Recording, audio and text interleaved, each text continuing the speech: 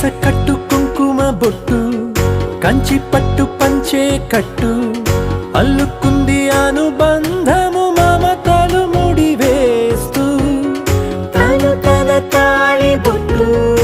ఆమె తన ఆయువు పట్టు ఏకమైంది దాంపత్యము 7 అడుగులు వేస్తూ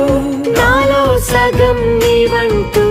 నీలో సగం నేనంటూ జనుమలు జతపడువలపుగా ఇరు మనసులకొక తలపుగా కలగలిసిన ఒక తను. శతమానం భవతి